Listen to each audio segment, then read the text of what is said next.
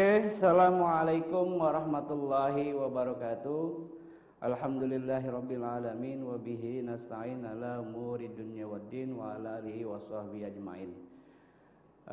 Anak-anakku sekalian semua, hari ini kita mulai pembelajaran live streaming via YouTube. Saya berharap semua bisa mengikuti video pembelajaran ini dari awal sampai akhir. Karena nanti di akhir kita akan memberikan tugas dari hampir semua mata pelajaran yang akan di video streamingkan ini. Setiap mapelnya pasti akan ada akhirnya ditugaskan kepada kalian semua. Dan jangan lupa bahwa jam pertama ini adalah pendidikan agama Islam khusus untuk kelas 10 ya. Jadi mohon untuk kelas 11 dan kelas 12 untuk kolom live chatnya untuk tidak komen dulu, karena kita akan mengabsen kelas 10 secara keseluruhan, ya kan. Dan kepada siswa kelas 10 saya berharap isi absennya di kolom live chatnya ya, dengan menggunakan nama kelas. Jangan lupa nama kelas, namanya pun nama yang lengkap jelas, jangan nama panggilan, jangan nama koyokan kalau bahasa orang kampung mah ya. Namanya jelas, kelasnya berapa, misalkan dia MM1, tulis di situ MM1. Karena memang ini awal, mungkin tadi sudah kalian lihat ada pembukaan dari kepala sekolah. Kemudian juga tadi ada hiburan sedikit, itu adalah video dari alumni kita, ya kan, yang kemarin itu menjadi salah satu finalis, ya kan, finalis pada waktu lomba di Lampung, lomba vokal Solo. Kita tampilkan, mudah-mudahan ada generasi penerusnya di kelas 10, kelas 11 dan kelas 12. Mari kita mulai saja. Pelajaran pendidikan agama Islam ini nanti akan ada tayangan, ya kan? Ada tayangan video pembelajaran. Kalian simak dan perhatikan dengan sungguh-sungguh, jangan sampai terlewat sedikit pun, ya kan? Apa yang telah disampaikan. Mudah-mudahan transformasi ilmu ini walaupun secara virtual, kalian bisa menyaksikannya dengan seksama, teliti dan penuh dengan khidmat. Untuk kelas 10, mapel kelas 10 itu PAI Pak Bahrudin dan Pak Mulyono dan Bu Nikmah. Jadi kebetulan saya hanya pengganti, saya kebetulan mengajar PAI itu di kelas 11. Jadi karena memang beliau belum datang untuk streaming, karena ini awal mungkin belum begitu mengetahui jadwal streamingnya. Mudah-mudahan untuk kedepannya sudah bisa lancar seperti yang sudah diprogramkan, seperti yang sudah dijadwalkan oleh kurikulum SMK 5. Oke, untuk tidak mengurangi waktu belajar kita, kalian simak dengan baik-baik video yang akan ditampilkan. Kalian perhatikan seperti yang tadi saya telah katakan di awal, bahwa di akhir sesi ini kita akan ada sesi tanya jawab dan kemudian ada penugasan buat kalian yang kelas 10 ya, yang nanti akan diserahkan ke guru kalian masing-masing. Oke, selamat menikmati, selamat menyaksikan, dan kalian silahkan bikinlah pertanyaan-pertanyaan yang insya Allah akan dijawab oleh kami yang streaming pada hari ini, berkaitan dengan mapelnya, berkaitan dengan materi yang akan disampaikan. Mudah-mudahan kalian bisa memahami itu semua. Silakan kalian perhatikan video pembelajaran berikut ini. Bi Rabbi Jalallah, Hasbi Rabbi Jalallah, Hasbi Rabbi Jalallah. Qalbi ilallah ala al-hadis sallallahu hadi sallallahu ala al-hadi sallallahu la ilaha illallah ya arhamar rahimin ya arhamar rahimin ya arhamar rahimin fariz 'alal muslimin. Terima kasih. Baiklah, kita akan awali pembelajaran kali ini dengan materi beriman kepada kitab-kitab Allah Subhanahu wa taala. Sebagaimana kita ketahui bersama bahwa rukun iman itu ada 6. Ya. Rukun iman itu ada 6. Dalam Islam rukun iman itu adalah 6 perkara. Mana itu? Amantu billah, beriman kepada Allah, wa malaikatihi, dan kepada para malaikatnya, wa kutubihi, dan kepada kitab-kitabnya, wa rusulihi, dan beriman kepada para nabi dan rasulnya, wal yaumil akhir, dan beriman kepada hari akhir, dan yang terakhir adalah takdirihi khairihi wa syarihi. Yang keenam adalah beriman kepada takdir Allah, baik yang baik maupun yang buruk. Jadi hari ini kita akan membahas tentang beriman kepada kitab-kitab Allah. Iman kepada kitab-kitab Allah, kita ketahui bahwa ada beberapa kitab-kitab Allah yang wajib kita yakini dan kita percaya, yaitu ada Taurat yang diturunkan kepada Nabi Musa alaihissalam, ada Zabur yang diturunkan kepada Nabi Daud alaihissalam, dan ada Injil yang diturunkan kepada Nabi Isa alaihissalam, dan yang terakhir adalah Al-Quranul Karim yang diturunkan kepada baginda Nabi besar Muhammad sallallahu alaihi wasallam. Untuk peta konsep ini nanti akan kita bahas bagaimana pembahasan kita tentang beriman kepada kitab-kitab Allah dan apa yang harus kita lakukan dengan kita beriman kepada kitab-kitab Allah. Baik, kita lanjutkan. Kata kunci dari iman adalah kitab, mushaf, Al-Quran, Taurat, Injil, Zabur, dan zikir. Anak-anak sekalian, sebelum kita membahas lebih jauh, bahwa perlu kita ketahui, kita harus paham betul apa itu iman.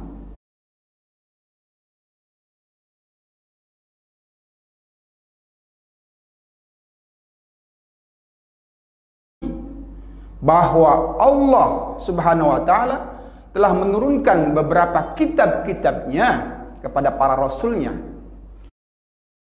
penuntun kepada umat manusia dalam menjalani kehidupannya. Jadi jelas sekali di sini bahwa kitab-kitab Allah itu diturunkan kepada para rasulnya sebagai penuntun, sebagai pedoman untuk dipedomani dalam menata kehidupan kita. Agar apa? Agar kita selamat fi dunya wal akhirah. Sebagaimana sering kita baca doa ketika kita membaca doa baik setelah sholat 5 waktu maupun di saat-saat kita berzikir kepada Allah Subhanahu wa ta'ala. Apa doa kita? Yang disebut dengan doa sapu jagat.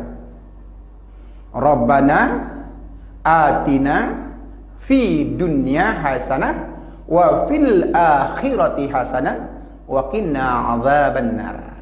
Ini doa sapu jagat. Tujuan hidup kita kan itu.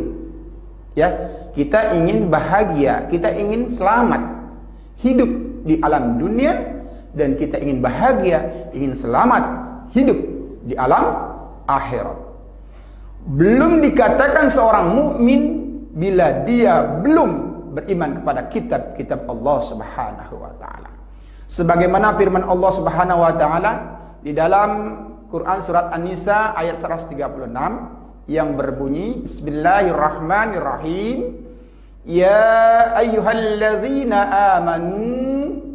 aminu billah wa rusulihi wal kitabi alladzi nazzala ala rasulihi wal kitabi alladzi anzala min qablu wa man yakfur billahi wa malaikatihi wa kutubihi wa rusulihi wal yaumil akhir faqad dhalla dhalalan ba'ida. Sadaqallahul azim. Anak-anak sekalian, di dalam Al-Quran surat An-Nisa ayat 136 ini dijelaskan bahwa orang-orang yang beriman tetaplah sekalian beriman kepada Allah dan Rasul-Nya dan kepada kitab yang Allah turunkan kepadanya dan kitab-kitab yang diturunkan sebelumnya.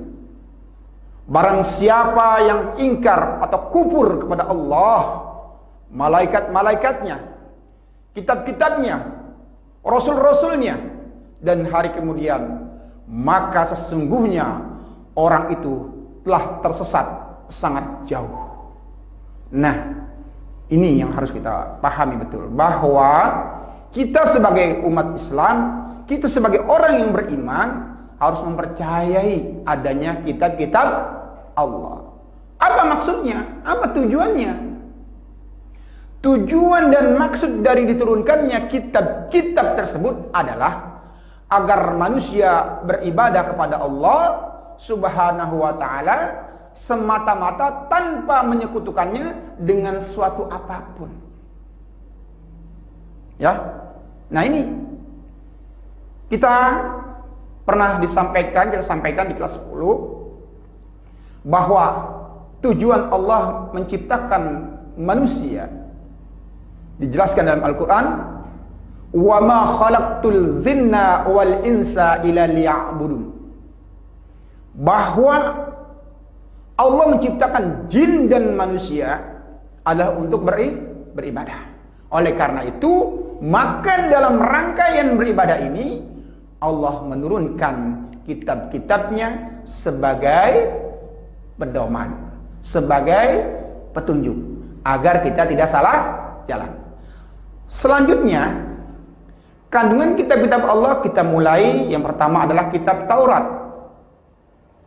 Nah, coba Anda lihat di dalam Quran surah Al-Isra ayat 2, Allah terangkan, wa ataina Musal kitaba wa ja'alnahu hudan lin nabi Israila ala tathidu min duni wakila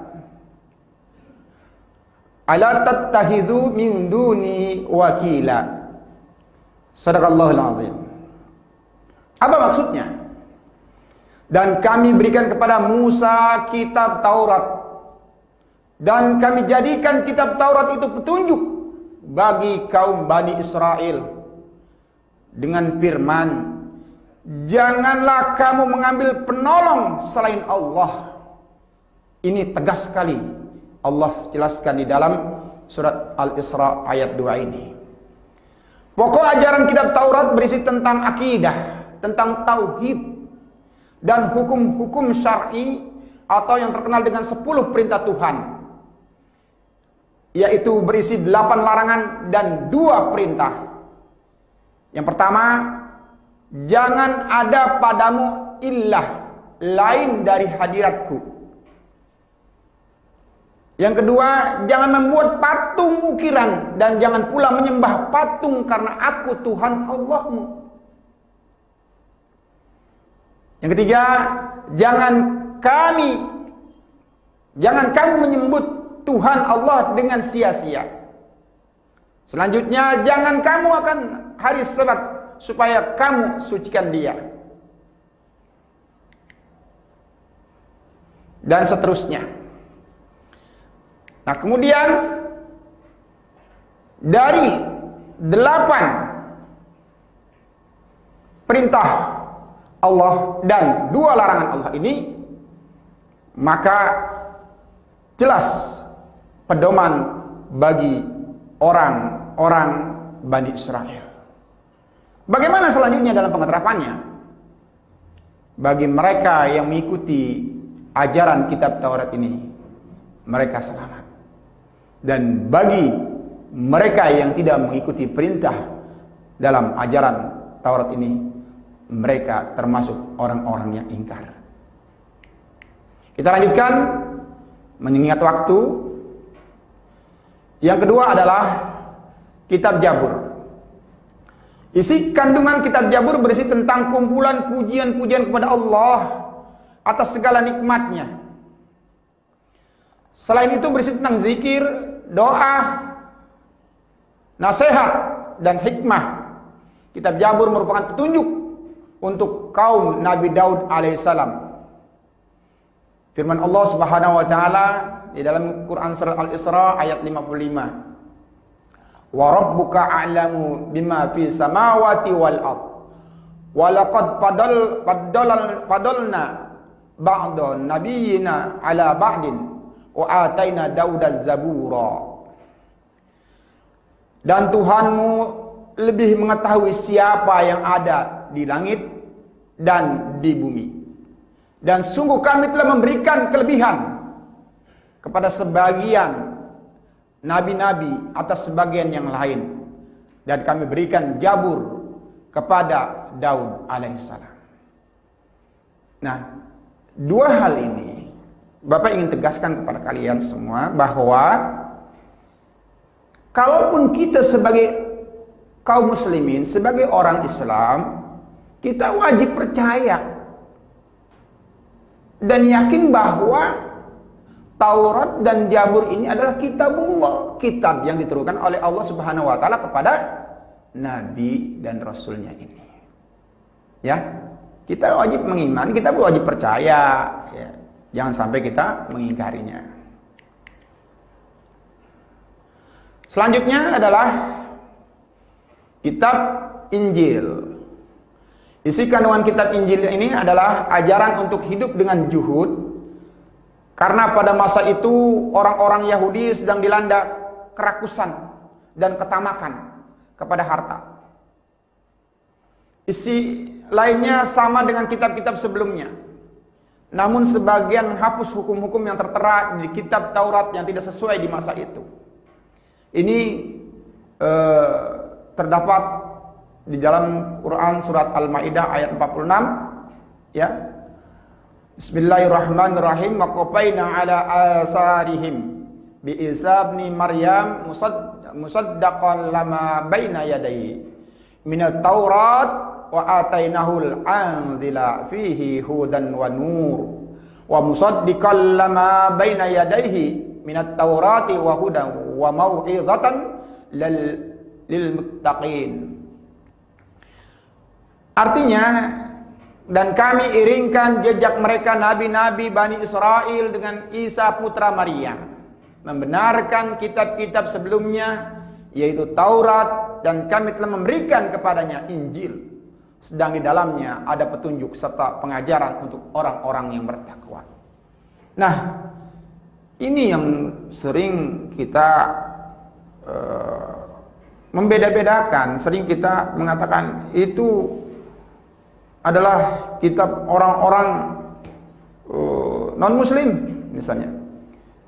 Yang kita percayakan di sini adalah bahwa kitab Injil ini juga diturunkan oleh Allah Subhanahu wa taala kepada Nabi siapa? Nabi Isa alaihissalam. Nah, artinya kita wajib percaya, ya, walaupun kita tidak seperti apa yang kita yakini di dalam Al-Quran. Nah, tapi kita wajib percaya bahwa itu adalah kitabullah. Dan yang selanjutnya adalah kitab Al-Quran. Nah, ini adalah pedoman hidup bagi orang-orang Islam dan seluruh manusia. Ya, Al-Quran itu pedoman bagi seluruh manusia.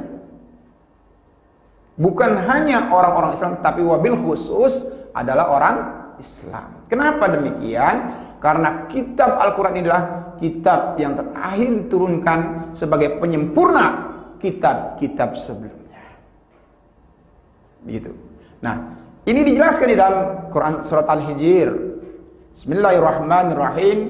Inna nahnu nazalna dzikra wa inna lahu lahafizun. Sesungguhnya kami telah menurunkan az-zikr, yaitu apa az-zikr? Al-Quran. Dan sesungguhnya kami benar-benar memeliharanya. Quran surat Al-Hijr ayat 9. Adapun isi ajaran Al-Quran sendiri sebagai kitab suci umat Islam adalah sebagai berikut. Yang pertama, berisi masalah tauhid. Ya, ini harus kita pahami. Al-Quran itu yang pertama adalah masalah tauhid, yakni tentang keimanan kepada yang gaib, kepada kitab-kitab Allah dan kepada akhirat. Sulit memang masalah bicara tauhid. Kita wajib percaya kepada yang gaib dan kita wajib percaya kepada kitab-kitab Allah dan akhirat. Kenapa? Karena suka tidak suka, mau tidak mau, bahwa kita akan mengalami, kita akan datang ke akhirat kelak. Ya. Jadi di dunia ini tempatnya kita tadi awal kita katakan untuk beribadah. Beribadah ini bercocok tanam. Ya. Kita sedang bercocok tanam untuk membawa hasil tanaman kita nanti ke alam akhirat. Ini modal kita. Tauhid, tahu hidup. Ya. Kemudian yang kedua adalah masalah syariah. Ya, syariah yaitu aturan atau norma atau hukum Allah. Ini. Jadi kita hidup ini sebagai orang Islam nggak sembarangan. Khususnya orang Islam ini nggak bisa sembarangan hidup di dunia ini semau-maunya. Yang haram, yang halal, yang batil, ini harus bisa dipisahkan. Nggak bisa, ya. Yang haram, yang halal, yang batil terus diembat semua, dihantam semua. Tidak demikian. Orang Islam yang baik adalah orang yang tahu hukum, tahu aturan Islam, mana yang halal, mana yang haram, mana yang subhat. Ya, ini harus kita pahami. Ya, kenapa? Jangan sampai kita salah dalam hidup ini. Karena Bapak sering katakan bahwa kehidupan kita ini akan kita pertanggungjawabkan kelak di akhirat nanti. Kita tidak selamanya hidup di dunia. Sampai lagi sekarang ini kita lihat usia manusia tidak seperti dulu, ya. Dulu mah ada yang 100 tahun, 200 tahun, bahkan 1000 tahun. Tapi sekarang kita lihat 60 tahun, 50 tahun, 100 tahun paling maksimal itu. Ya, sudah banyak yang pulang menghadap kepada Allah Subhanahu wa taala. Apa yang kita bawa? Kalau kita tidak memahami masalah hukum di alam dunia ini. Karena orang Islam ini hidup nggak sembarangan. Kita diatur. Ad-dunya mata wa khairu mataiha al-mar'atu salih. Itu dikatakan. Ya, dunia ini perhiasan. Sebaik-baiknya perhiasan adalah wanita yang soleh, itu satu. Ya. Ada lagi yang dikatakan tegas, secara tegas. Ad-dunya sijnul mu'min wa jannatul kafir. Pahami ini ya? Ini ingat ini. Bapak katakan sekali lagi. Jelas ditegaskan itu. Ya. Ad-dunya sijnul mu'min wa jannatul kafir. Jadi apa maksudnya ini? Dunia itu surga bagi orang-orang kafir, tetapi bagi orang mukmin penjara, ibarat penjara. Artinya apa tuh? Apakah orang mukmin di penjara? Dia bukan. Artinya kita harus diatur hidup ini tidak semaunya gue. Ya. Tidak asal makan, tidak asal ambil, tidak asal pegang dan sentuh sebagainya. Ada aturan mainnya di dalam syariat Islam itu diatur. Coba kita lihat. Tadi ibadah awal yang kita katakan. Hidup ini untuk ibadah. Dari mulai kita tidur, sampai kita bangun tidur, sampai kita tidur lagi, itu ibadah. Contoh. Lahan ibadah itu bukan hanya sholat, bukan hanya puasa saja, bukan hanya zakat saja. Tapi ketika Anda mau tidur, Anda baca doa tidur. Ya kan? Ini ibadah. Begitu Anda bangun tidur, Anda baca doa bangun tidur. Anda habis bangun tidur, Anda langsung ke kamar mandi. Masuk kamar mandi, ada doanya. Begitu Anda mandi, Anda masuk ke WC, Anda buang hajat, ada doanya. Anda bersuci, taharah, ada doanya. Keluar dari kamar mandi, ada doanya. Bercermin, ada doanya. Ya, pakai pakaian juga ada doanya. Mau makan, habis makan, mau keluar rumah, mau nuntut ilmu, berangkat ke majelis ilmu, ke sekolah, itu ada doanya. Dan semuanya adalah ibadah. Seorang suami yang keluar dari rumah tujuannya untuk mencari keluarganya, untuk anak dan istrinya, ibadah. Ya, ibadah. Tapi harus tahu caranya, ilmunya harus tahu. Diawali dengan doa. Ini yang sering kita lupa. Kadang-kadang kita kalau makan udah lihat nasi, udah lihat makan yang enak, lupa. Suka kita bakso, ada bakso, begitu ketemu makan bakso, tanpa baca bismillahirrahmanirrahim lagi, kita langsung makan tanpa baca doa. Makan langsung kita santap itu bakso yang kita sukai. Sambil berkata, ini yang saya suka nih, ini yang nikmat, ini bakso nomor 1. Kita lupa berdoa, ya. Apa maksudnya? Keberkahannya berkurang. Jadi kita hidup ini mencari berkah. Bukan banyak tapi berkah, sedikit tapi berkah, ya. Itu lebih baik daripada banyak tidak berkah. Anak-anakku sekalian, selanjutnya di dalam Al-Qur'an juga dijelaskan tentang akhlak. Ya, makanya pendidikan agama Islam ini sekarang ditambah dengan budi pekerti, yaitu tentang akhlak. Jelas sekali orang yang beriman kepada Allah, beriman kepada malaikatnya, beriman kepada kitab-kitabnya, dibuktikan dengan apa? Dengan akhlak. Ya, Rasulullah SAW bersabda, "Innama bu'istu liutamima makarimal akhlak." Sesungguhnya aku diutus ini untuk memperbaiki akhlak. Ya, enggak suruh lain-lain, memperbaiki akhlak. Karena akhlak itulah yang mencerminkan hakikat seorang muslim. Jadi jangan ngomong beriman kepada Allah kalau akhlaknya tidak sesuai dengan aturan Allah. Jangan ngomong saya seorang mukmin, seorang muslim yang beriman kalau kita sendiri nggak percaya dengan kitab-kitab Allah. Kenapa? Buktinya kita nggak percaya kitab Allah karena kita melanggar aturan-aturan yang ada di dalam kitab Allah. Jelas kan? Ya. Nah, ini paham nih. Ini biar kalian ngelotok ini.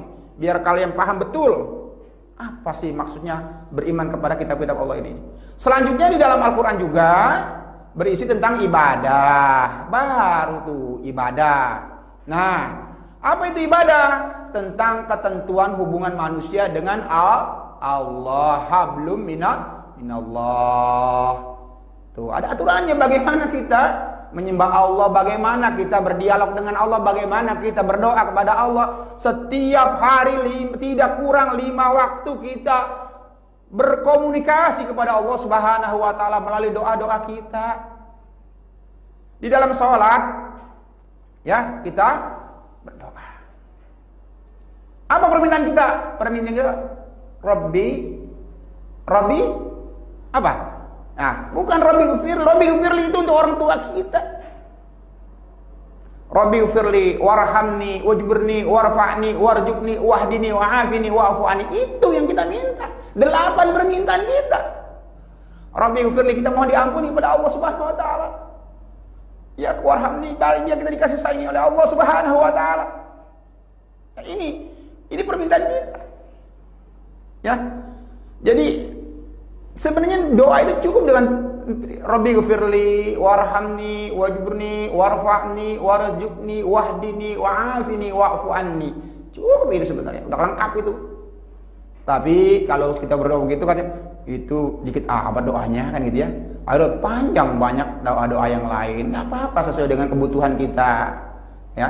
Tapi di dalam sholat kita kalau kita pahami itu, insya Allah cukup bagaimana kita melakukan hubungan kita kepada Allah Subhanahu wa Ta'ala. Di samping masalah ibadah, diatur juga masalah muamalah. Ya, kenapa? Karena kita nggak bisa lepas dalam kehidupan di dunia ini kita bermuamalah, yakni tentang ketentuan hubungan dalam kehidupan sosial. Ada hablum minallah dan ada hablum minan nas. Ini yang harus kita pahami. Oh, nggak bisa juga kita terus-terusan berhubungan dengan Allah tanpa kita berhubungan dengan manusia. Kita mengedepankan hubungan kepada Allah dan melupakan hubungan kepada manusia. Tidak benar. Kenapa? Ada saatnya kita berkomunikasi, bersosialisasi dengan sesama manusia, jelas. Ada saatnya kita berhubungan dengan Allah. Hablum minallah wa hablum minan nas. Allah. Agama mengajarkan demikian. Ini udah punya anak, udah punya istri, punya anak dua, anaknya nambah lagi. Ya, terus aja di kamar zikir terus zikir. Ya. Sholat terus, nggak mencari nafkah. Nanti juga rezeki datang sedikit, nggak begitu, harus diusahakan. Harus ikhtiar, ada waktunya kita sholat, ada waktunya kita ibadah, waktunya kita zikir, dan waktunya kita mencari nafkah. Begitu juga dengan mencari ilmu. Mencari ilmu itu kewajiban, ya, kewajiban buat kita nih, ya. Bahkan kita diperintahkan menuntut ilmu sampai ke negeri Cina, ya. Banyak hadis-hadis yang menjelaskan bahwa kita kewajiban menuntut ilmu itu dari ayunan, dari buayan sampai ke liang lahat. Artinya bahwa sebegitu penting menuntut ilmu ini, kita masuk dalam kategori orang yang sedang beribadah. Paham? Baik.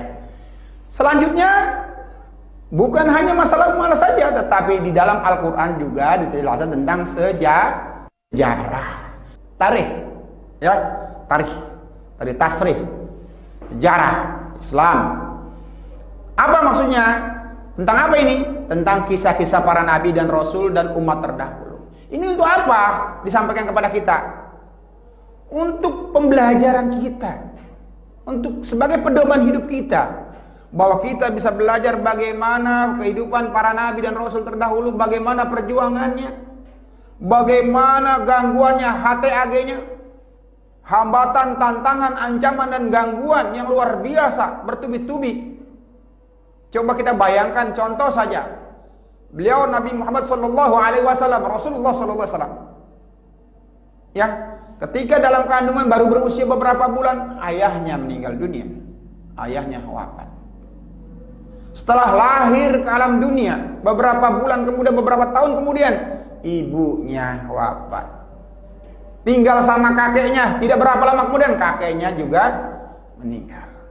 Tinggal sama pamannya, kehidupannya mengembala domba dan sebagainya, berdagang dan sebagainya. Seorang nabi, seorang rasul, seorang kekasih Allah. Ya, perjuangannya luar biasa. Masa kita nggak mau berjuang menuntut ilmu? Masa kita disuruh sekolah aja nggak mau? Orang tua kita sudah berjuang cari uang, berupaya pergi pagi pulang sore untuk kepentingan anaknya, agar anaknya lebih baik kehidupannya dari masa depan orang tuanya, ya, dari pengalaman orang tuanya, agar anaknya lebih baik. Orang tua berharap anaknya lebih baik daripada orang tuanya. Tapi kadang-kadang kita lupa, ya, disuruh sekolah, berangkat dari rumah tapi nggak sampai ke sekolahan.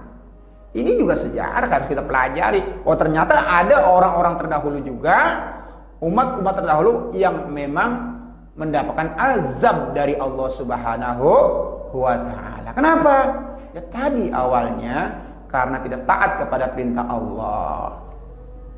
Paham ya? Dan perintah Rasulnya. Itu ya. Selanjutnya yang terakhir adalah ada di dalam Al-Quran juga dengan wa'ad dan wa'id. Artinya janji-janji Allah kepada orang-orang yang beriman dan kepada orang-orang kafir akan adanya balasan di hari kemudian. Ya. Sering kita dengar tuh ayat 183 di Al-Baqarah ya tentang puasa. Kita disuruh puasa.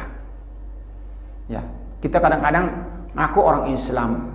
Puasa kayak kendang, awalan akhiran. Ya, tengah-tengahnya kosong. Ya, padahal jelas sekali ayatnya. Contoh ya. Bismillahirrahmanirrahim. Ya ayyuhalladzina amanu kutiba alaikumusiyam kama kutiba alal ladzina min qablikum la'allakum tattaqun. Kan gitu, ya. Jadi itu kan perintah kita puasa ini ya sebagaimana telah dilakukan oleh orang-orang terdahulu. Maksudnya apa? Biar kita bertakwa taat kepada Allah ya. Apa balasannya? Banyak. Siapa yang taat kepada Allah, dia akan mendapatkan surganya Allah Subhanahu wa taala. Siapa yang ingkar kepada Allah, ingat nih saya azabku sangat pedih. La in sakartum la'azidannakum wa la in kafartum inna adzabi lasadid. Jelas ya. Siapa orang yang pandai bersyukur kepada Allah, kata Allah begitu, kepadaku kata Allah ya, maka akan aku tambahkan nikmatku kepadanya. Ini kan janji Allah. Ya enggak? Dan barang siapa yang ingkar, ingat niscaya azabku sangat pedih. Ya, itu kan juga jelas ya bahwa ada balasan, ada imbalan keburukan atau imbalan yang sesuai dengan apa yang diperbuat. Ya, oke, baik, kita lanjutkan anak-anakku sekalian. Nah, setelah kita mempercayai kepada 4 kitab-kitab Allah tadi, masih ada juga yang harus kita yakini dan kita percaya, yaitu tentang suhuf. Ya, selain kitab-kitab Allah, wahyu Allah, ada yang disebut suhuf. Apa itu suhuf? Suhuf itu adalah kumpulan wahyu Allah yang dalam bentuk lembaran-lembaran terpisah. Ya, jadi suhuf itu adalah firman-firman Allah, wahyu Allah yang terdapat dalam lembaran-lembaran yang terpisah, belum dijilid. Ya, belum dijilid. Nah, Bapak ingin gambarkan. Tadi coba kita kembali dulu ya. Ini ada yang pertama kita Taurat. Nah, kalau Bapak sering menyebutnya Jabur. Apa itu Jabur? Wah, kitab zaman itu berhambur-hamburan. Nah, maka Taurat itu diurut ya. Diurut. Nah, setelah diurut, Injil dijilid, dibukukan. Ya, firman-firman Allah tuh berhamburan, awal-awalnya berhamburan tuh. Ada di daun, ada di batu, ya. Di mana-mana tuh. Kemudian setelah Jabur itu Taurat urut, susun diurut, ya, dikumpulkan diurut. Nah, baru Injil dijilid firman-firman Allah. Kemudian setelah dijilid apaan? Udah jadi buku. Terus diapakan? Al-Quran, qira'a, dibaca. Gitu ya, Al-Quran. Nah, kemudian kita masuk kepada, setelah itu kita masuk pada suhuf. Nah, ini perlu yang mungkin jarang sekali kalian dengar tentang suhuf ya. Jadi suhuf itu adalah kumpulan wahyu Allah yang berbentuk lembaran-lembaran terpisah. Suhuf ini diberikan kepada siapa? Kepada Nabi dan Rasul Allah yang berisi hukum dasar sebagai pedoman untuk menyiarkan agama kepada umatnya. Nah, suhuf diturunkan oleh Allah Subhanahu wa taala seperti kepada Nabi Ibrahim alaihissalam dan kepada Nabi Musa alaihissalam.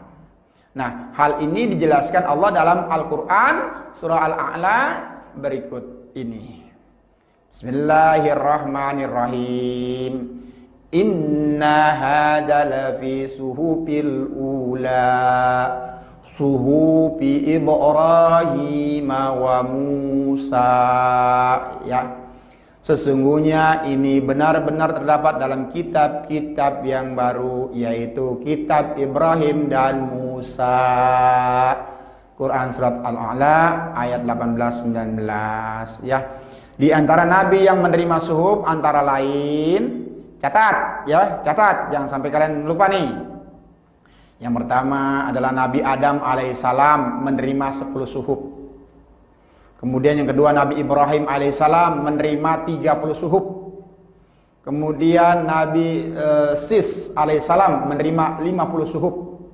Kemudian Nabi Musa alaihissalam menerima 10 suhuf sebelum diturunkannya kitab Taurat. Ya. Jadi berapa itu? Ada berapa?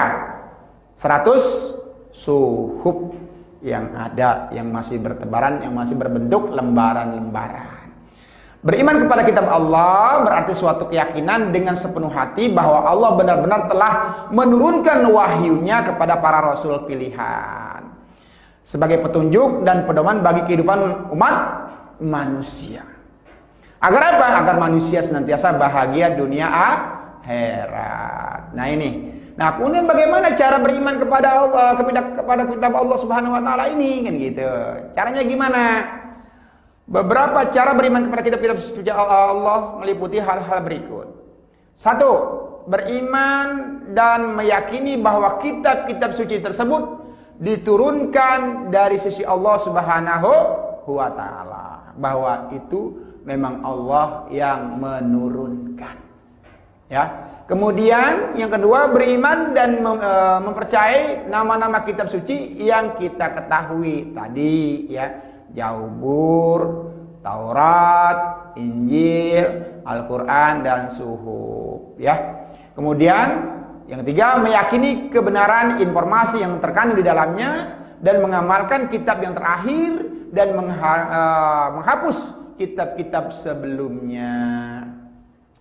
Bagi orang-orang yang beriman kepada kitab-kitab Allah akan mempunyai sikap sebagai berikut. Implementasi dalam kehidupan. Bagi orang-orang yang beriman kepada kitab-kitab Allah, kita lihat dalam kehidupan sehari-hari. Pertama, manusia akan mengakui keterbatasannya, tidak sombong, ya, tidak congkak. Kenapa? Karena dalam hidup ini mereka meyakini betul bahwa apa yang dilakukan itu semata-mata bukan karena kemampuannya, tetapi billah, karena izin Allah. Sehebat apapun ilmu yang kalian miliki, sehebat apapun harta yang kalian miliki, tanpa izin Allah tidak ada manfaatnya itu. Paham? Ya. Jadi manusia akan mengakui keterbatasannya sehingga dalam menjalani kehidupan mereka tidak sombong. Yang kedua, orang mengimani kitab-kitab Allah dapat belajar dari orang-orang yang hidup pada masa lampau. Tadi para rasul, ya, para nabi, ya, dan orang-orang yang terdahulu. Maksudnya apa? Dengan hal tersebut kita dapat mengulang kesalahan, tidak mengulangi kesalahan orang-orang terdahulu dan mampu mengikuti kebaikan-kebaikan mereka. Jadi kalau ada orang-orang yang kena azab, seperti misal contoh Firaun, ya, Firaun mengaku dirinya sebagai Tuhan malah, ya kan? Kenapa? Karena saking hebatnya, saking ditakutinya, saking berkuasanya dia, sampai dia mengklaim dirinya sebagai Tuhan. Ya, nah ternyata ketika azab Allah itu datang, tidak mampu dia mengelak, tidak mampu dia menolak, ya. Dia memusuhi Nabi Musa, ya, dikejar-kejar sampai ke lautan.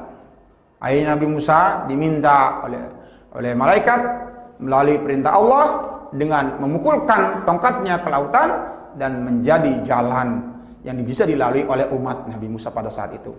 Kemudian karena Firaun merasa hebat, merasa bisa mengikuti, dia kejar dan akhirnya Allah menyatukan kembali air laut tersebut, maka tenggelamlah orang-orang yang mengejar tadi. Itu suatu kisah kan, sejarah tadi kita bacakan dalam, ternyata di dalam Al-Quran itu banyak tentang sejarah tujuannya untuk kita bisa pelajari, itibar buat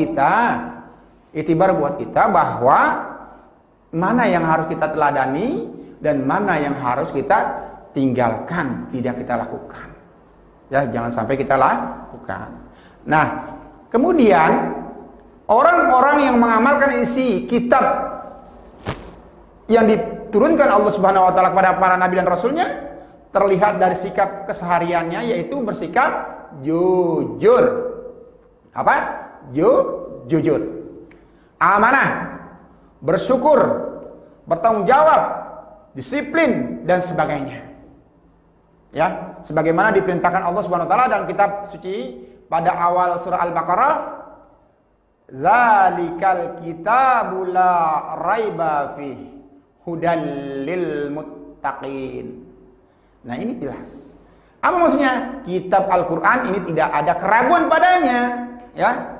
Dan merupakan petunjuk mereka yang bertakwa, berarti sebagai petunjuk. Jadi jelas. Al-Quran itu sebagai petunjuk bagi orang-orang yang bertakwa. Apalagi yang kita ragukan? Ini beli Al-Quran cuma dibeli, giliran mau menikah mas kawinnya Al-Quran dibaca enggak, ya? Akhirnya apa? Menjadi lana, nanti dilana oleh Al-Quran itu. Anda sudah memberikan, saya terima nikahnya Fulan binti Fulan dengan mas kawinnya sebuah Al-Quran dibayar tunai misalnya. Itu habis nikah dibaca juga enggak tuh, disentuh juga enggak Al-Quran itu. Itu akan menjadi laknat kita dari Al-Quran itu. Oleh karena itu, mari kita mulai sekarang membaca Al-Quran walaupun hanya 1 ayat. Ya, setiap hari 1 ayat. Selama hidup kita, insya Allah kita bisa menuntaskan, kita bisa menyelesaikan, dan kita bisa membaca Al-Quran selesai 114 surah, 30 juz. Ya, ini. Jadi kalau kita mengaku sebagai orang Islam, kita cintai Al-Quran, mari kita baca isi dan kita tadabburi, ya, kita pelajari apa yang terdapat di dalam ayat-ayat tersebut. Inilah kita jelas bagi anak-anak sekalian bahwa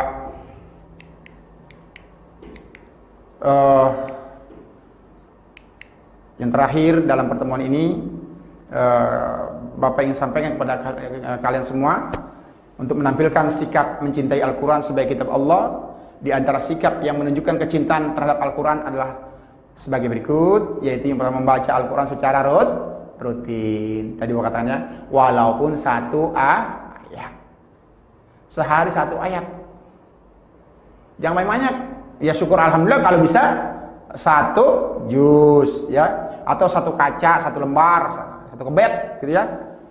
Sempatinlah. Kalau Anda sekolah siang, ya pagi, gitu kan. Kalau Anda sekolah pagi, ya pulang sekolah atau sore, gitu ya. Malam hari kan bisa dilakukan. Kemudian memahami isi Al-Quran, mentadaburi, kita pahami ayat per ayat, kata per kata, kita pelajari, ya, sehingga kita bisa melaksanakan apa yang ada di dalam Al-Quran dalam kehidupan kita sehari-hari, kita dapat mengamalkan. Itu saja barangkali pertemuan pada kali ini. Mudah-mudahan apa yang kita sampaikan pada hari ini dapat bermanfaat dan berguna bagi kita untuk kehidupan kita di dunia wal akhirah, dan selamat kita di dunia sampai dengan akhirat.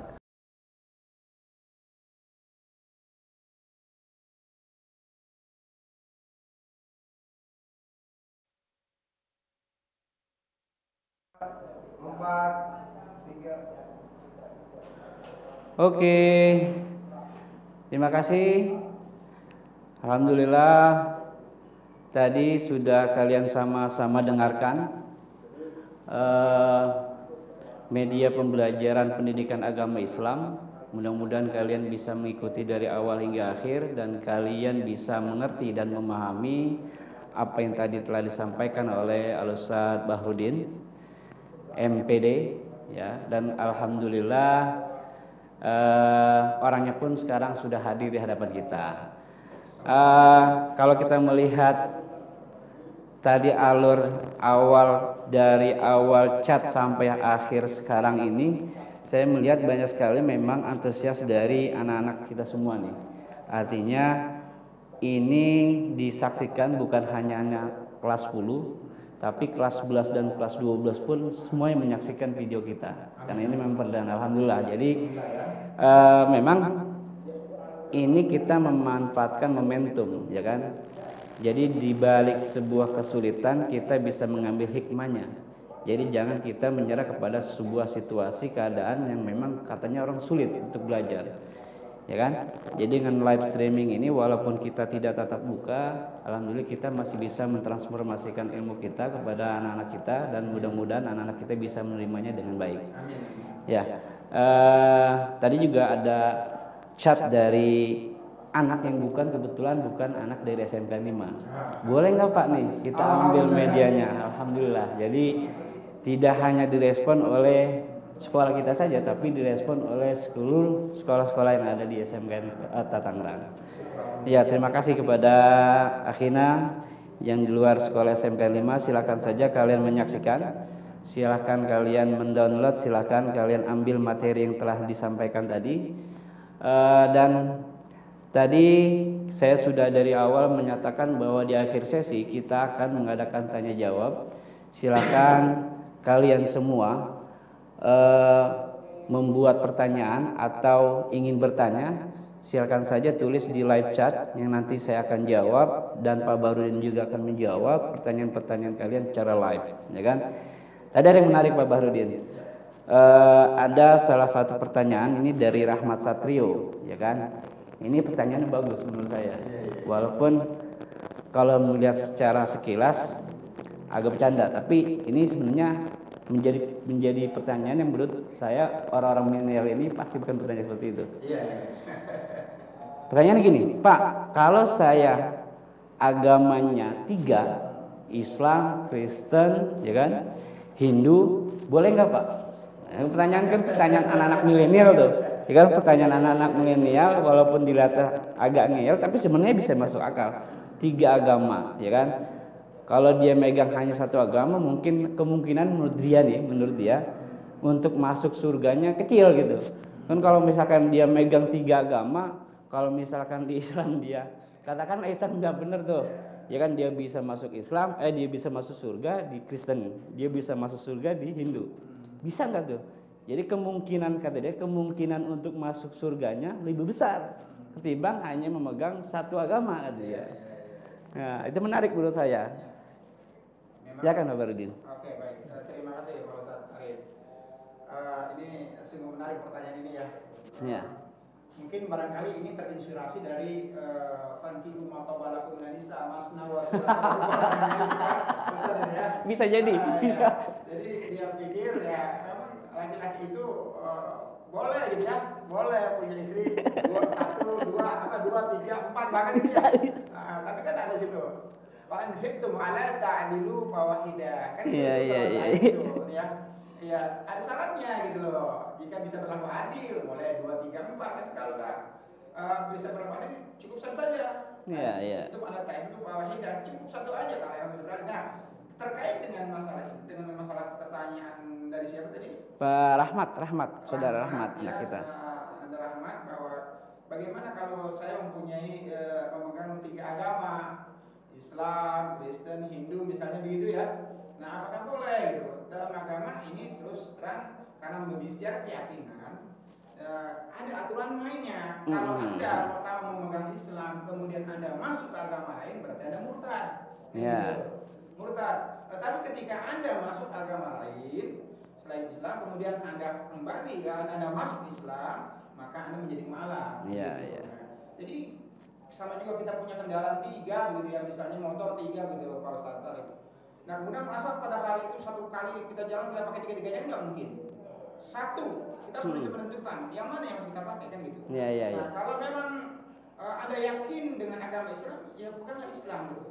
Nah jadi kenapa kita bukan hanya sekedar beragama itu hanya sekedar buat main-main metafora saja, tetapi ini sebuah keyakinan. landasan kita untuk menuju kehidupan yang hakiki gitu. Menurut saya demikian. Barangkali ada dari Pak Ustadz Arif ada tambahan. Ya, memang bicara sebuah keyakinan adalah sebuah i'tikad yang memang harus kita yakini, ya kan. Keyakinan itu bisa kita yakini bukan hanya sebagai sifatnya doktrin, ya kan. Dia juga harus menelusuri sebuah kebenaran yang memang dia yakini, ya kan. Nah, kita diberikan oleh Allah itu sebuah kehendak, ya kan. Kehendak apakah kita ingin mengikuti kebenaran atau tidak. Kita diberikan kehendak itu. Nah, ketika kita menjadi dewasa, karena memang sejarahnya juga kalau kita bicara di ajaran kita agama Islam, seluruh manusia ketika di zaman azali itu, ya kan, semua kita bersaksi, ya kan, bersaksi. Allah mengatakan alastu birabbikum, apakah kamu mengakui bahwa aku adalah Tuhan kamu. Semua kita, ya kan, semua makhluk hidup yang pada waktu itu di dalam azali, alam ruh itu kan, kita mengatakan bala, ya kan. Jadi sebenarnya fitrah kita, ya kan, telah mengakui bahwa la ilaha illallah, ya kan. Kita sudah mengakui bahwa tidak ada Tuhan selain Allah. Kemudian kita masuk ke alam rahim, ya kan, masuk ke alam rahim, kemudian kita lahir ke alam dunia. Disitulah proses terbentuknya apakah kita menjadi orang Nasrani, orang Yahudi atau orang Islam. Jadi orang tua yang membentuk kita. Lalu pertanyaannya kemudian, loh, saya tidak pernah diperkenalkan Islam dari awal. Dan sejak saya lahir sampai saya besar, saya tidak pernah tuh dikenalkan siapa itu Allah, apa itu Al-Quran, siapa itu Nabi Muhammad, ya kan? Lalu bagaimana ketika saya meninggal kemudian saya harus masuk neraka, sedangkan saya tidak mengetahui itu? Karena memang konteksnya kalau kita beruntung, kita dilahirkan menjadi orang Muslim, kita menjadi orang Muslim, ya kan? Makanya ada yang Muslim keturunan tuh di KTP kan orang tua kita Islam.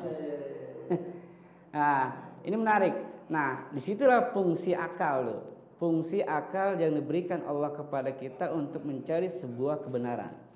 Apakah keyakinan yang kita yakini dari awal kita masuk ke alam dunia sampai kita besar ini kita olah dalam nalar kita, dalam pikiran kita, adalah sebuah keyakinan yang memang benar adanya. Nah, ini perlu penelusuran.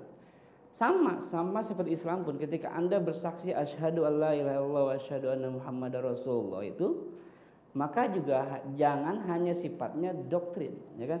Makanya kalau di dalam Islam itu ada yang nama urutan tuh, ada yang ittiba, ya kan? Ada yang namanya mengikuti secara fanatis. Nah, ketika kita sedang belajar agama, maka kita masuk komunitas yang namanya ittiba, ya kan? Mengikut. Kita tahu, kita belajar dan tahu. Lain kita ngikut tapi nggak tahu.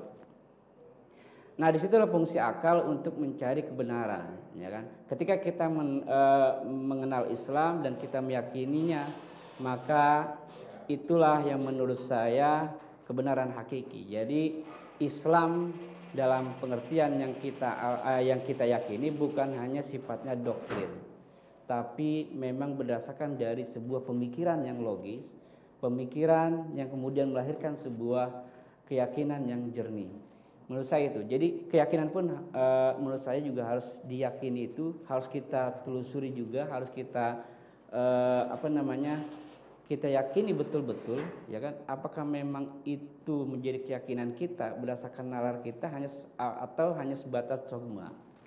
Nah, terkait dengan pertanyaan tadi, tidak bisa kita menganggap bahwa ketika kita menganggap kita memeluk 3 agama kemudian peluangnya lebih besar masuk surga. Menurut saya itu pengertian yang sangat keliru. Jadi keyakinan itu adalah sebuah pilihan, ya kan? I'tiqadiyah kita, karena fitrah kita adalah kita harus mengenal Allah, kita harus mengenal Tuhan kita, maka kita harus meyakini la ilaha illallah Muhammadur Rasulullah. Nah, tadi juga ada komen nih Pak Bahru. Jadi dari anak-anak kita itu ini dicatat nggak nih? Catat dong, ya kan? Kemampuan visual juga kita harus juga selain melihat, mendengar, ya alangkah baiknya kalian mencatat tadi apa yang sudah disampaikan, PowerPoint-nya silakan. Karena nanti di akhir sesi ini Pak Bahru akan memberikan sebuah tugas kepada kalian dan kalian harus serahkan itu kepada Pak Bahru. Nah, ada lagi Pak Bareng nih. Saya non Kristen, gimana Pak? Boleh nggak menyaksikan pembelajaran ini? Oke. Bagus, terima kasih. Kalau ada pertanyaan saya orang Kristen atau orang non Muslim gitu ya, boleh tidak saya menyaksikan pembelajaran ini? Ya sangat boleh. Sangat boleh ya. Ini kenapa? Intinya siapapun boleh mempelajari ini ya, karena kita kan nanti akan tahu mana yang menurut kita masuk akal dan memang itu sesuai dengan aturan Allah dan Rasulnya. Gitu kira-kira. Ya mudah-mudahan kita mendapatkan hidayah dari Allah Subhanahu wa Ta'ala sehingga kita tahu ihdinas siratal mustaqim gitu ya. Kita ditunjukkan jalan yang lurus, jalan yang memang menuju kebenaran gitu. Amin. Pak Ustaz. Jadi menurut saya kalau siapapun, bukan hanya orang Muslim saja yang boleh menyaksikan pembelajaran ini, non Muslim silakan. Apa dia Hindu, Buddha, Kristen dan Katolik, Protestan silakan gitu ya. Atau kaum Hijau sekalipun silakan, no problem. Bisa jadi nanti kita tadi Pak Ustaz mengatakan bahwa manusia itu dilengkapi dengan akal dan pikiran kan gitu. Sehingga ketika kita melihat kebenaran hakiki, sehingga kita bisa menerima dan mengambil suatu keputusan mana sih jalan yang benar, mana jalan yang lurus. Ya kalau kita lihat Pak di kita lihat di lantai itu kan antara ruas-ruas lantai itu ada titik temu Pak. Nah oleh karenanya silakan Anda mau berjalan dari mana kan itu. Tujuannya sama, tujuannya kita ingin menuju kebahagiaan akhirat gitu kan ya, setelah kebahagiaan dunia. Nah, tapi tentunya semua mempunyai cara, mempunyai langkah-langkah yang harus ditempuh. Nah, ada tadi kita bicara dengan kitab-kitab Allah Pak. Kita beriman kepada kitab-kitab Allah. Kitab-kitab Allah itu bukan hanya Al-Quran misalnya begitu, ya kan? Ada Injil, ada Zabur, ada Taurat, ada Al-Quran. Itu yang wajib kita imani, kita percaya. Tetapi dari keempat kitab-kitab tadi ada kitab yang penyempurna dari kitab-kitab terdahulu, yaitu Al-Quran, gitu ya. Sehingga di dalam Al-Quran itu ada penjelasan tentang Injil, Zabur, dan Taurat. Sehingga inilah yang dikatakan bahwa inilah kitab penyempurna. Nah ini yang harus kita ini Pak. Jadi boleh-boleh saja, sah-sah saja. Gitu ya. Saya pikir itu, silakan Pak barangkali. Oke, siap. Terima kasih Pak Bahru. Mungkin kita himbau juga nih ya kepada buat anak-anak kita, karena memang ini baru pertama kali kita live streaming untuk pembelajaran. Ini masih dalam suasana euforia, ya Pak, euforia nih. Jadi semakin semangatnya, jadi banyak sekali komen-komen. Saya menghimbau kepada anak-anakku sekalian semua, tolong berkomentarlah dengan bijak, dengan arif, ya kan, dengan baik, dengan santun. Cerminkanlah kalian adalah anak-anak SMKN 5, ya kan, yang mempunyai etika dan tanggung jawab. Jadi apalagi ini sekarang kebetulan streaming pertama ini adalah tentang pendidikan agama Islam. Jadi tolong jaga komentar kalian, karena ini juga dibaca oleh bukan hanya kita, tapi dibaca oleh orang seluruh Indonesia, mungkin dunia. Karena bicara YouTube bukan jangkauannya bukan hanya skala SMK 5 saja, tapi dunia. Jadi bersosmedlah kalian dengan bijak, ya kan? Berkomentarlah kalian dengan baik, santun. Dan saya himbau kembali, absensi jangan lupa kalian tulis di live chatnya, ya kan, tulis namanya, kelas berapa, contoh misalkan Arif Saifullah kelas MM1, tulis, artinya biar lebih mudah guru kalian checklist bahwa kalian hadir mengikuti pelajaran ini, ya. Mungkin kita cukupkan saja ya Pak, karena nanti ada materi yang kedua dan ketiga, karena tiap hari ini kita akan live streaming. Mungkin untuk awal ini semua video pembelajaran semua sudah awalnya disuting, ya kan? Tapi untuk selanjutnya materi-materi yang akan selanjutnya disampaikan mungkin bicaranya secara live, ya kan? Ini bisa dimaklumi juga Pak Baru, ya kan? Kenapa kita awalnya kita syuting? Karena memang kita juga tidak terbiasa kan? Pembelajaran yang biasanya kita berhadapan langsung face to face dengan murid kita, dengan anak-anak kita, ini tahu-tahu kita berhadapan dengan kamera. Jadi grogi itu pasti ada. Makanya untuk membiasakan guru kita untuk menyampaikan media pembelajaran, ya di awal kita syuting dulu. Iya. Nah, nanti kalau sudah terbiasa mereka langsung live. Ya, Tapi terjun bebas aja. insya Allah yang namanya kita sudah terbiasa juga mengajar ya Pak ya, mendidik. Insya Allah mungkin tidak ada terlalu jauh perbedaannya, benar, baik benar. langsung maupun melalui media elektronik begitu ya. Benar. Kenapa? Karena yang kita sampaikan ini kan sebuah materi pembelajaran yang kita mengajak, memberitahukan atau menyampaikan materi kepada anak-anak kita dari tidak tahu menjadi tahu, dari tidak mengerti menjadi mengerti kan gitu ya. Kita berharap mudah-mudahan apa yang kita sampaikan ada membawa manfaat. Amin. Buat kepentingan anak-anak kita di dunia wal akhirah kan begitu ya. Amin. Dan insya Allah kita juga mendapatkan barokah dari Allah Subhanahu Wa Taala apa yang kita sampaikan, bahwa ini bagian daripada ibadah kepada Allah Subhanahu Wa Taala. Barangkali gitu Pak Ustadz. Oke, sebagai penutup, sebagai sebuah informasi bahwa untuk pendidikan agama Islam kebetulan gurunya ada 3 ya. Untuk kelas 11 Pak Bahrudin, Pak Mulyono, dan saya. Dan untuk kelas 10 Bu Nikmah ya. Bu Nikmah, Haja Nikmah sama Bu Biana dan saya juga. Jadi bisa jadi nanti yang video pembelajaran Pak Bahrudin, yang live streamingnya saya. Jadi kita bergantian saja. Dan alhamdulillah karena memang dua-duanya hadir, ya udah kita podcast aja kembali ya. Kita lagi kompak ini. Ya, untuk kepentingan umat ya kan. Amin. Nah, mudah-mudahan anak-anak kita semakin kuat imannya kepada Allah Subhanahu Wa Taala. Pada malaikat bahwa apa yang kita lakukan ini disaksikan oleh Allah Subhanahu Wa Taala dan disaksikan oleh para malaikat yang itu. Mudah-mudahan kitab-kitab yang kita imani menuntun kita menjadi orang semakin takwa kepada Allah Subhanahu Wa Taala. Barangkali gitu Pak Ustadz. Pagi mubarak. Ya, terima kasih. Kita cukupkan saja Pak Baru. Baik, terima kasih Pak Ustadz. Kita mengucapkan banyak terima kasih. Assalamualaikum warahmatullahi wabarakatuh. Waalaikumsalam.